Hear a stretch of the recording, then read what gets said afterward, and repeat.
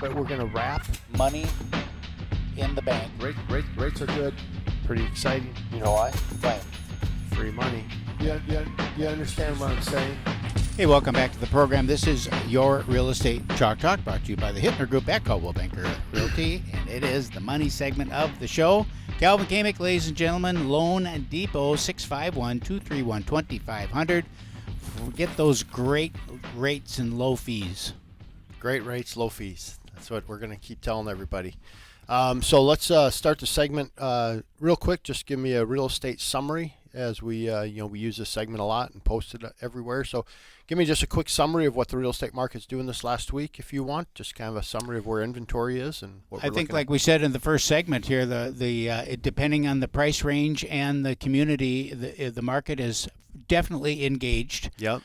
Definitely interest rates are having a huge impact on the numbers of people who are able to buy. Yep.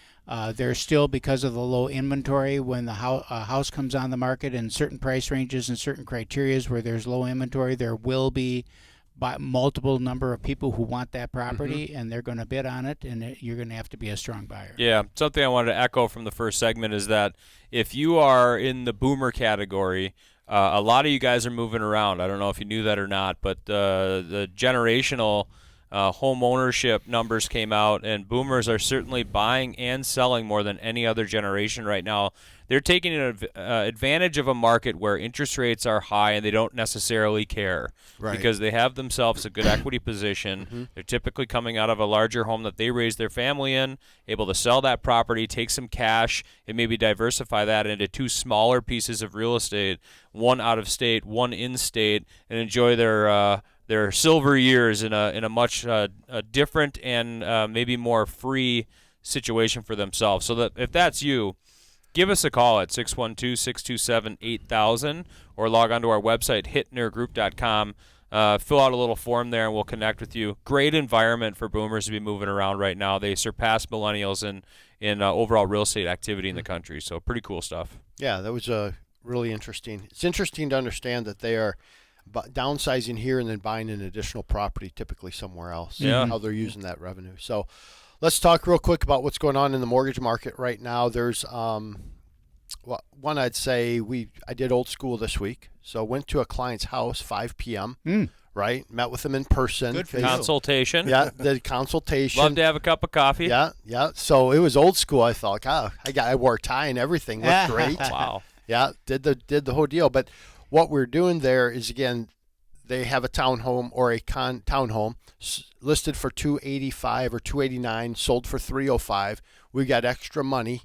What's the best use of those funds? So we did our cash flow analysis. They said, hey, could you just come? Yeah, I said we could meet at my office. And they go, well, we have 4 kids under 8. Could you come to the house? I'm like, yep, Yeah. absolutely. Better I'm than there. hauling them into your office. Yeah. So I was there, and it was really fun to do that and just look at what's the best use of those funds.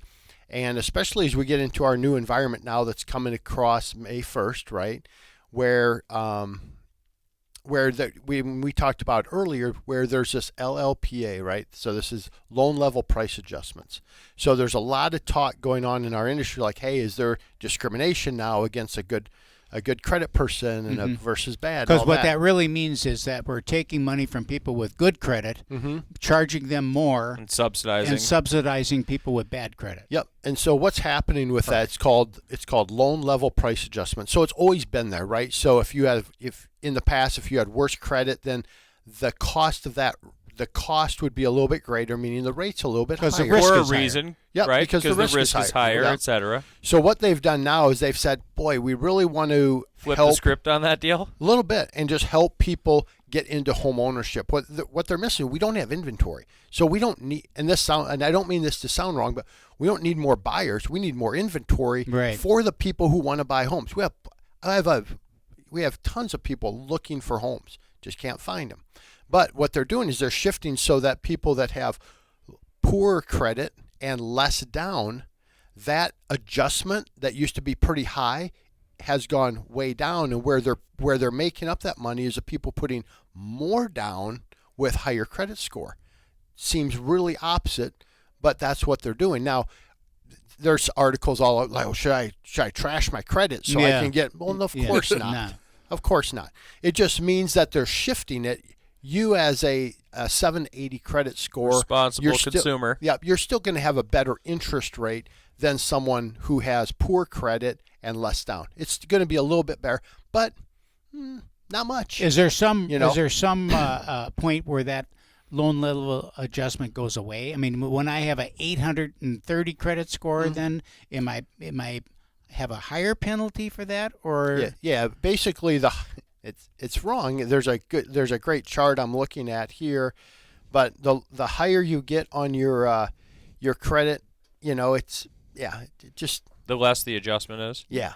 So the less the adjustment is, it's really in that spot from 780 down to about 740 where they really increased your adjustment. So I was doing rates this morning, and on a 740 credit score, with 10% down, your rate is 6.75 this morning. Okay. Right? If you put 20% down, your rate's 6.99. So your rate's higher because those loan level price adjustments are more, making your rate higher. So it's better to put less down. So now we're looking at the overall cost of money, right? Right, and whether you keep that money over here or Right. do you put it down on the mortgage.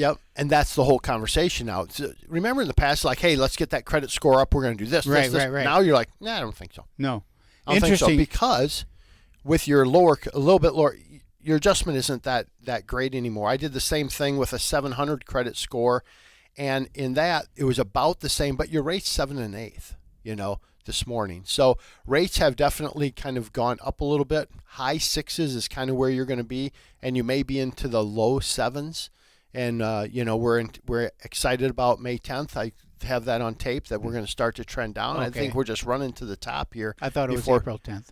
It's May 10th if It we is play May back 10th the now. tape. Okay, Yeah. okay. I think it's June 10th. And it may be June 10th. All right, we'll see. in the future. Yeah. So One thing that, and I know that I've been watching some discussions on this, and initially they thought it was it's going to help first-time home buyers and all that. It isn't about first-time home buyers, because the loan level adjustment will also help those people who are in the split entry home that want to move up to that two-story because they've got a higher family. They may have a bump or bruise on their credit, and this will help them make that move up too. Yep. So it's not isolated to any particular price point. And it's really, I've always said 85% loan to value is a sweet spot, and it continues to be a sweet spot, but that's, the less you put down. Is that MI weird. Related then at all? Yeah, because too? they have somebody else. So if I have 20% down, I have no mortgage insurance. But once you're at 15% down, I have a little bit of mortgage insurance, 10% down.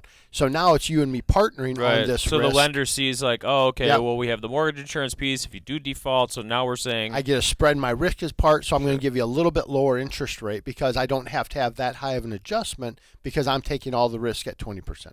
At what point does the lender say he's got so much skin in the game that really my risk is nominal?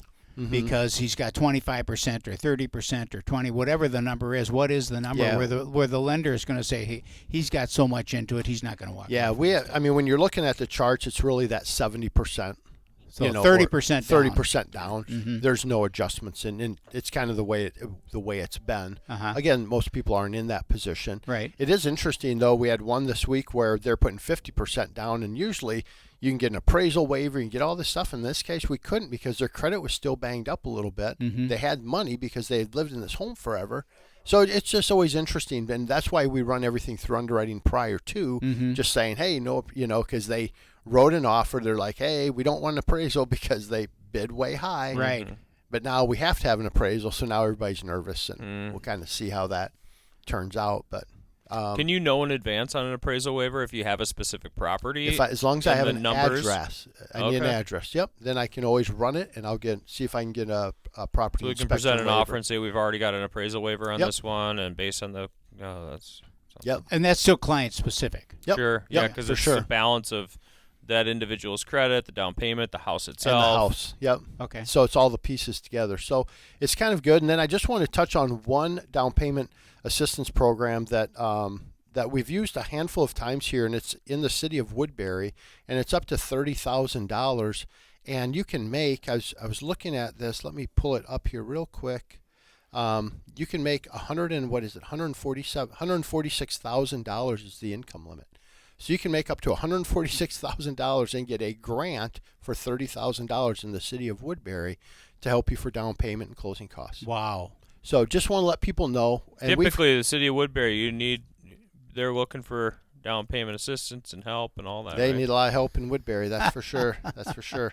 So, Woodbury is one of those communities where you have maybe 25 homes on the market in the $400,000 to $800,000 price point, and then you add in new construction and you're at like 150 because there's a lot of available new construction, and that area has been just expanding east as they grow. And it's a huge city. Huge city. So, but it's kind of cool to know. So just people, I just want them to know we're doing a lot more with down payment assistance programs. So if you're curious, hey, is there money available? Let us know, and we have a real nice chart. We can just find if there's money available for you. In any given community. Yep.